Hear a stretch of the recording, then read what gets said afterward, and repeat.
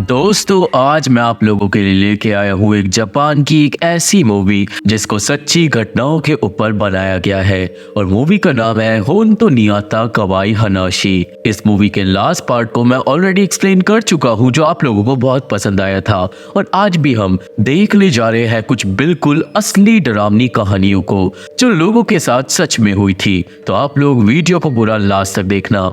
अब सबसे पहले आप लोग चैनल पे नए हो तो चैनल को सब्सक्राइब कर दो और वीडियो को लाइक करना तो बिल्कुल भी मत भूलना, क्योंकि अगर आप लोग ऐसे ही नहीं करोगे तो कोई भी नहीं करेगा और हमें जल्दी से जल्दी 1 लाख सब्सक्राइबर तक पहुंचना है। खैर अब हम बिना देर करते हुए चलते हैं सीधा होन्तो नियाता कवाई हनाशी मूवी की एक डरावनी डिमोनिक कहानी की तरफ। तो मूवी शुरू होती है और पहली कहानी का नाम है क्योसाकू नो केक्काई, जिसकी शुरुआत में हम देखते हैं एक वेयर हाउस को जिसके अंदर छोटी छोटी प्लेट्स में नमक के कोन्स को रखा हुआ था। और दोस्तों ये काम करता है बिल्डिंग को प्यूरिफाई करने में अगर बिल्डिंग हॉन्टेड है तो। अब हम देखते हैं केनोशिता नाम के एक आदमी को जिसे इमरजेंसी में लेके आया जाता है एक हॉस्पिटल में, क्योंकि इसके पेट में दर्द हो रहा था। केनोशिता का इलाज तुरंत कर दिया जाता है और बाद में केनोशिता को डॉक्टर बताता है कि उसे कोई बड़ी बीमारी नहीं है, पर फिर भी डॉक्टर्स केनोशिता को कुछ दिनों के लिए हॉस्पिटल में एडमिट कर लेते हैं ताकि टेस्ट वगैरह कर सके। केनोशिता अब जाकर अपने काम से कुछ दिनों के लिए छुट्टी ले लेता है, पर बॉस से बात करते हुए केनोशिता को लगता है कि कोई उसे देख रहा है। अब आगे केनोशिता को हॉस्पिटल के हॉल में भी बैठी हुई मिलती है एक जवान लड़की जो कुछ फुसफुसा रही थी। वो लड़की केनोशिता की बातों का भी जवाब नहीं देती और जब केनोशिता वहां से जाने लगता है तभी वो लड़की बोलती है कि तुम्हें उन आत्माओं ने चुन लिया है। केनोशिता क्रीप्ड आउट हो जाता है और वो वहां से चले जाता है, पर अगले ही पल जब वो पीछे मुड़कर देखता है ना तो वो लड़की गायब हो चुकी थी, जिससे अब केनोशिता और ज्यादा घबरा जाता है। खैर केनोशिता सेटल डाउन होता है हॉस्पिटल के कमरे में और तभी उसे अपने खिड़की के बाहर दिखाई देता है वही वेयर हाउस जो शुरुआत में हमने देखा था, और उस जगह से एक छोटा लड़का केनोशिता को ही घूर रहा था। लड़का गायब हो जाता है और केनोशिता को नर्स से पता चलता है कि ये वेयर हाउस अबैंडन्ड है, तो केनोशिता को उस पर ज्यादा ध्यान नहीं देना चाहिए। केनोशिता इन बातों को इग्नोर करता है, पर अब हम लोग देखते हैं उस वेयर हाउस की खिड़की के पीछे बहुत सारी डिमोनिक आत्माओं को। अब रात में केनोशिता को नींद नहीं आ रही थी कि तभी उसकी खिड़की पे थप थप की आवाज आने लगती है। केनोशिता जाकर चेक करता है पर ऑब्वियसली उसे कोई भी दिखाई नहीं देता। अब अगले दिन केनोशिता के टेस्ट वगैरह होने के बाद वो वेटिंग एरिया में बैठकर फोन चला रहा था जब उसे लगता है कि कोई उसे देख रहा है। एंड देन केनोशिता को दिखाई देती है वही लड़की जो उसे ही घूर रही थी। डर के मारे केनोशिता वहां से भाग जाता है और वो जाकर टकरा जाता है ताकेशी से, जो उसका दोस्त है और उससे मिलने के लिए आया था। अब ताकेशी और केनोशिता बैठ के बात करते हैं और ताकेशी थोड़ा चौंका हुआ था, क्योंकि वो कभी भी इस हॉस्पिटल में भर्ती होने के बारे में सोच भी नहीं सकता था। ताकेशी केनोशिता को बताता है कि ये हॉस्पिटल हॉन्टेड है और लोगों को अक्सर यहाँ पे आत्माएं दिखाई देती है, पर केनोशिता डिसाइड करता है कि वो इन चीजों को इग्नोर करेगा। अब केनोशिता वापस जाता है अपने कमरे में, पर एक और बार उसे खिड़की के बाहर से आने लगता है शोर। वो पर्दा उठाकर देखता है और बुरी तरीके से डर जाता है, क्योंकि उसे दिखाई देती है वो लड़की जो वेयर हाउस की छत पे खड़े होकर उसे ही घूर रही थी, जिससे केनोशिता को यकीन हो जाता है कि शायद ये लड़की कोई भूत है। डर के मारे केनोशिता भाग कर जाता है और सब कुछ नर्सेस को बता देता है, और एक नर्स दोस्तों केनोशिता को कुछ बताने ही वाली थी, पर दूसरी नर्स उसे मना कर देती है और केनोशिता को बोलती है कि ये जगह हॉन्टेड नहीं है। अब हार मान के केनोशिता वापस जाने लगता है, पर यह तो बस शुरुआत थी, क्योंकि रास्ते में उसे मिलती है एक बूढ़ी औरत जो बिल्कुल एक आत्मा की तरह दिख रही थी। केनोशिता उस आत्मा से मुंह फेर लेता है और वो उसके पीछे से निकल जाता है और तभी वो आत्मा गायब हो जाती है। बट अगले ही पल वो आत्मा केनोशिता के सामने आकर उसे बुरी तरीके से डरा देती है। डर के मारे केनोशिता भागता है, पर सामने से आ रही थी वही लड़की, और अब केनोशिता पे कोई भी रास्ता नहीं था, तो वो बस एक जगह बैठकर चिल्लाने लगता है। हालांकि तभी वो लड़की पढ़ने लगती है एक मंत्र, और वो कोई ऐसा स्पेल करती है जिससे वो बूढ़ी औरत की आत्मा वहां से गायब हो जाती है। अब वो लड़की केनोशिता को ले जाती है छत पे और बताती है कि उसका नाम है अकाने और वो एक साइकिक है। अकाने बताती है कि कैनोशिता पे भूतों को अट्रैक्ट करने की शक्तियां है और इसलिए इस बिल्डिंग के भूत उसे परेशान कर रहे हैं। असल में दोस्तों, इस हॉस्पिटल से पहले इस जमीन पे बस एक वेयर हाउस था जिसमें काफी लोग मारे गए थे। एंड देन अब हॉस्पिटल को उसी वेयर हाउस के चारों ओर बना दिया गया है क्योंकि वेयर हाउस को तोड़ने में बहुत सारे पैसे लग रहे थे और इसलिए ये बिल्डिंग हॉन्टेड है। अकाने के हिसाब से अगर कुछ नहीं करा गया तो वो आत्माएं कैनोशिता को सोने भी नहीं देंगी। एंड देन तभी एक नर्स सिक्योरिटी के साथ वहां पर कैनोशिता को ढूंढते ढूंढते आ जाती है। अकाने कैनोशिता को अपना नंबर देकर वहां से चली जाती है। एंड अब उस रात को कैनोशिता को आता है एक बुरा सपना जिससे उसकी आंख खुल जाती है। कैनोशिता को अब वॉशरूम जाना था पर जाते वक्त उसके सामने आ जाती है बहुत सारी डिमोनिक आत्माएं जिससे कैनोशिता के होश उड़ जाते हैं और वो चिल्लाकर अपनी जान बचाकर भागता है। भागते भागते वो छिप जाता है एक सप्लाई रूम में और दरवाजे को लॉक कर देता है, पर वो आत्माएं गेट के बाहर आकर गेट पीटने लगती है। बिना देर करे कैनोशिता वीडियो कॉल करता है अकाने को और उसे सब बताता है। अकाने देन अपना वही वाला स्पेल करती है जिससे गेट के बाहर से दम दम की आवाज आना बंद हो जाती है और कैनोशिता अब जब बाहर जाता है तो डिमोनिक आत्माएं गायब हो चुकी थी। अकाने अब कैनोशिता को बोलती है कि वो आत्माएं ताकतवर हो रही है और कैनोशिता की प्रेजेंस से उन आत्माओं को और ज्यादा ताकत मिल रही है और इसलिए अकाने कैनोशिता को भेज देती है अपना वो मंत्र जिससे कैनोशिता याद कर लेता है। देन तभी कैनोशिता को आने लगती है डिमोनिक आवाजें और अब वो भागता है और जाके छिप जाता है हॉस्पिटल के किचन में, पर उन आत्माओं के कदमों की आवाजें बाहर से ही आ रही थी। अब अकाने कैनोशिता को बोलती है कि जल्दी से किचन में से पानी और नमक लो और पानी और नमक को मिलाकर कटोरियों में भरकर दरवाजे के पास एक वर्टिकल लाइन बनाकर रख दो जिससे वो आत्माएं तुम्हारे तक नहीं पहुंच पाएंगी। कैनोशिता बिल्कुल ऐसा ही करता है और वो कटोरियों में सॉल्यूशन बनाकर गेट के बाहर लाइन बनाकर रख देता है, पर ये करने के बाद अकाने के सर में बहुत ज्यादा दूसरी तरफ दर्द होने लगता है। मतलब वो आत्माएं अब और ज्यादा पावरफुल हो चुकी थी। एंड देन किचन का दरवाजा तेजी से खुल जाता है। कैनोशिता अब छिप जाता है, बट अब आत्माएं कमरे में रखी हुई कटोरियां एक एक कर कर गिराने लगती है जिससे कैनोशिता के होश उड़ गए थे। आखिरी कटोरी गिरने के बाद कैनोशिता वहां से भागता है, पर वो भाग नहीं पाता क्योंकि उसके पीछे आ जाती है वो सारी आत्माएं जिनसे डर के कैनोशिता नीचे गिर जाता है। हाउएवर क्योंकि जमीन पे नमक का पानी पड़ा हुआ था तो वो आत्माएं कैनोशिता पे हमला नहीं कर पा रही थी, पर उन आत्माओं की शक्तियों से किचन के अंदर एक भूकंप सा आने लगता है। अब वीडियो कॉल पे ही अकाने पढ़ना स्टार्ट कर देती है वो मंत्र और इस बार कैनोशिता भी उस मंत्र को साथ ही साथ में पढ़ता है और इससे पहले डिमोनिक आत्माएं बाउंड्री को क्रॉस कर कर आगे आ पाती, कैनोशिता उस मंत्र को सक्सेसफुली कर कर आत्माओं को भगा देता है। अब फाइनली बिना देर करे कैनोशिता अगले दिन घर जाने की तैयारी में लग जाता है। उसके पास आती है अकाने जो एक और बार वो स्पेल करती है ताकि आत्माएं कैनोशिता के साथ घर न चली जाए, जिसके बाद कैनोशिता भाग जाता है घर और वो वापस इस हॉस्पिटल में कभी भी लौट कर नहीं आया था और ये कहानी यहीं पे खत्म हो जाती है। अब दूसरी कहानी का नाम है माया नाका नो चाइब और ये कहानी है केंजी नाम के एक आदमी की जो हाल ही में एक नए अपार्टमेंट में शिफ्ट हुआ था और आज वो प्रैक्टिस कर रहा था एक चाकू को बेचने की पिच को जो अगले दिन उसे कंपनी में देनी थी। प्रैक्टिस के बाद केंजी सो जाता है और अब सीधा केंजी की आंख खुलती है रात के टाइम जब केंजी को सुनाई देती है एक अजीब सी बेल की आवाज जो अपार्टमेंट के बाहर से आ रही थी। केंजी पूछता है कौन है, पर कोई भी जवाब नहीं देता। परेशान होकर केंजी जाता है चेक करने और वो दरवाजे के बाहर पीप होल से देखता है और उसे दिखाई देती है एक अजीब सी फिगर जिससे केंजी डर जाता है और वो जाकर उठा लेता है एक मूली ताकि वो हमला कर सके अगर कुछ गड़बड़ हो जाए। केंजी अब डरते डरते दरवाजा खोलता है पर वो फिगर गायब हो गई थी। अब अगले दिन केंजी जाता है मिसेस नाकायामा से बात करने के लिए जो उसके पड़ोस में रहती थी। केंजी कल रात के बारे में नाकायामा को बताता है पर नाकायामा ने ऐसा कुछ भी एक्सपीरियंस नहीं करा था। केंजी जाने लगता है पर तभी नाकायामा बोलती है कि अच्छा होगा कि तुम रात के टाइम बाहर मत निकलना और ये बात केंजी को बहुत ही ज्यादा अजीब लगती है। अब एक बार फिर से रात होती है और आधी रात होते ही केंजी के घर की बेल्स फिर से बजने लगती है और केंजी डरने लगता है।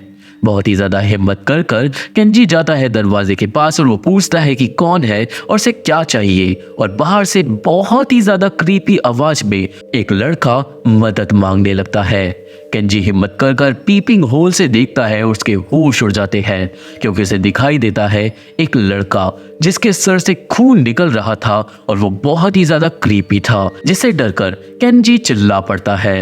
अब नेक्स्ट डे मिसेस नाकायामा से दोबारा बात करने के बाद केंजी को पता चलता है कि कुछ टाइम पहले घर की दीवार से टकराकर एक आदमी मारा गया था क्योंकि एक कार ने उसे कुचल दिया था।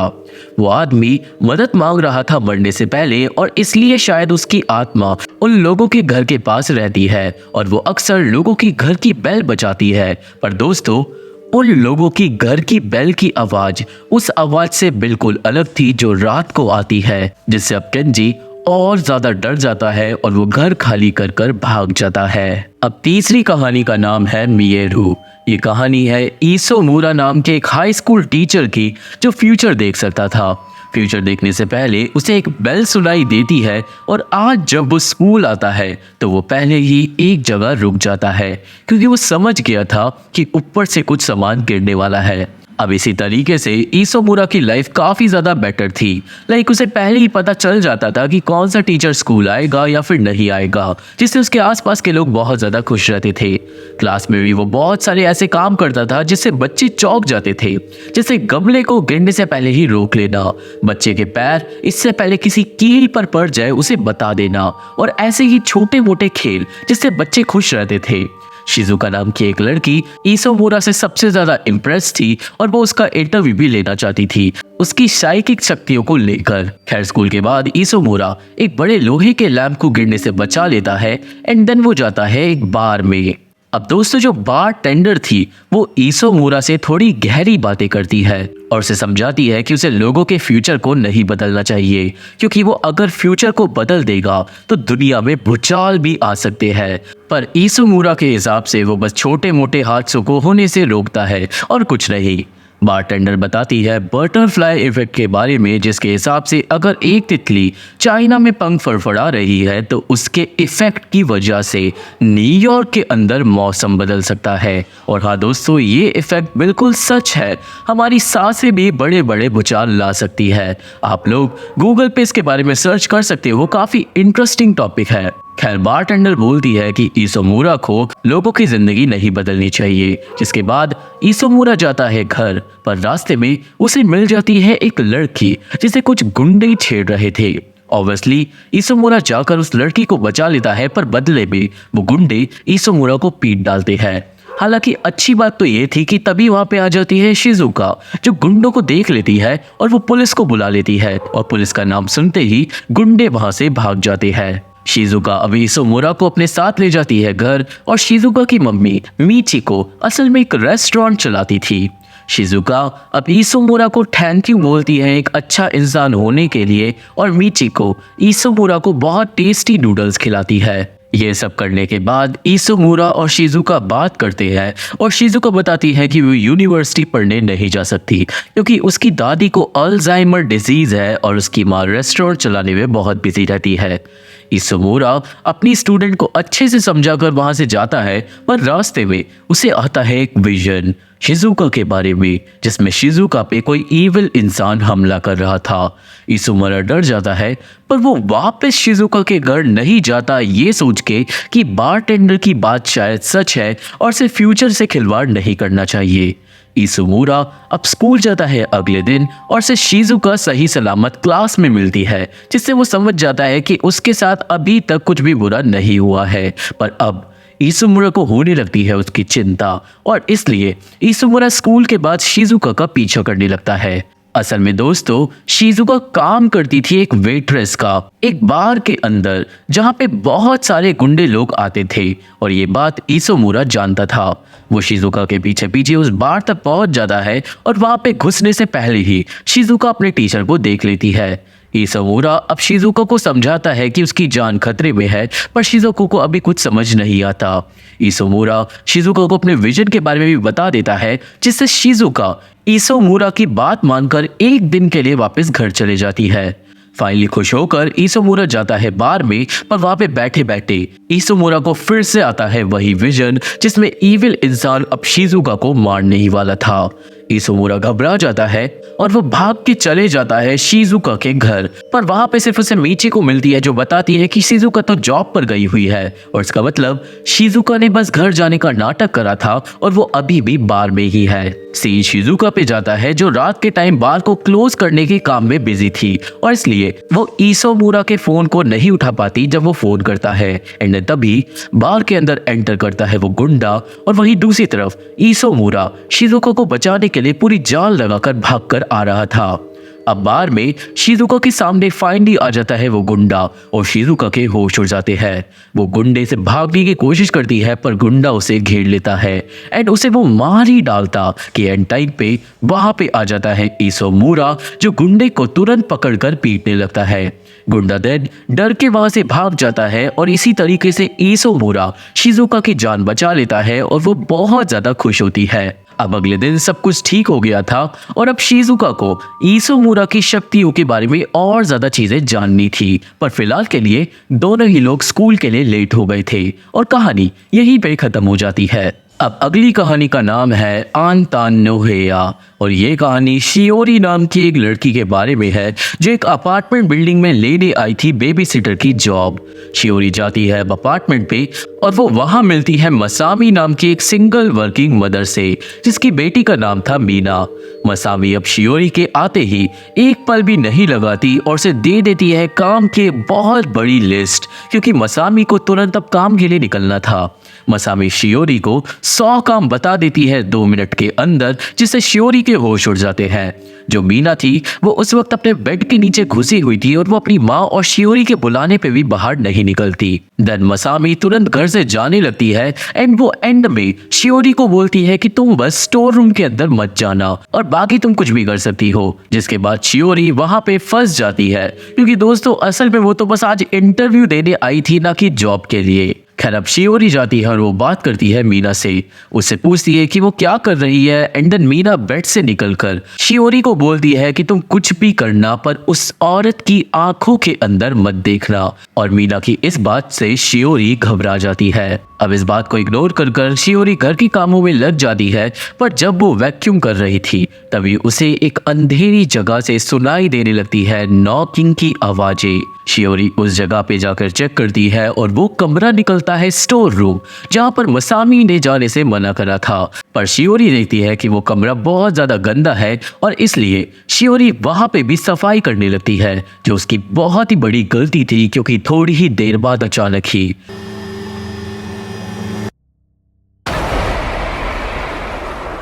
शियोरी के सामने आ जाती है एक डिमोनिक आत्मा, जो हवा में उड़ रही थी, और उसकी आंखें बहुत ही ज्यादा डरावनी थी।